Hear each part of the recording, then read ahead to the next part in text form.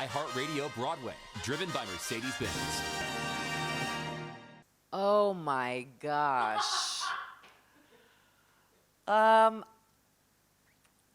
think I would say Woman Is, because again, it's not like a steady incline up to the big peak. It has so many peaks and valleys, and you really have to know your vocal placement. You have to be very smart as to how much gas you can put on the pedal. It's very complicated. So I definitely, hands down, Woman Is. Angel cards were introduced to me by Andrea Burns. We were doing the Gardens of Annuncia at the Old Globe. And yeah, she had these angel cards, and we would pick them before the show. And everybody would pick one. And I just loved how it would give me something outside of myself to focus on, and or give me whatever I needed to. And I was like, they always know just what I need. And at the end of our run, she gave us all our own deck. And so I did that for the cast of Lempicka at La Jolla. I gave it to all the girls because they would all, and I would, pass them around to the guys' dressing room too. And so it's beautiful to see now other people doing it as well. So they came to me by way of Andrea Burns. I was not Shoshana Bean's Rafaela. I think that they had asked me to do it once, Rafaela to her Tamara, and I wasn't able to do it. And then I was... The reading I did at Yale was very informal, and so Nicolette Robinson Odom was Tamara, and I was Rafaela. I wish I could have done it with Sho. That would have been amazing, but it was fun to do it with Nikki.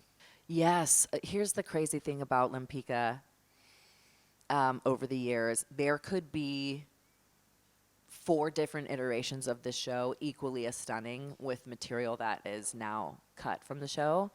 There used to be a duet between Tamara and Rafaela called Stillness, and it took place the first time that the first and only time that Rafaela came to Tamara's studio to paint her, and so it was like the tension between her posing and me painting her. It was just like a very beautiful insight to the beginnings of their attraction. There are so many songs that there's one called Burn It Up that was in place of the Paris montage. That was a bop.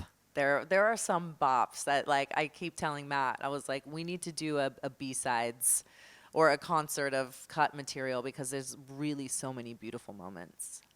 I definitely have, several times. Most of them always happened with Megan Hilty or Kristen Chenoweth.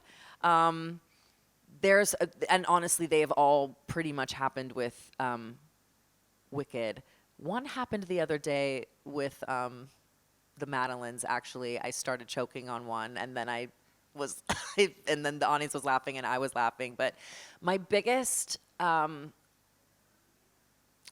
my gosh, so popular. Megan Hilty used to do this really deep knee bend right before ball gown, like the first ball gown. She used to do like 1, 2, 3, and da-na-na-na-na-na-na-na ball gown.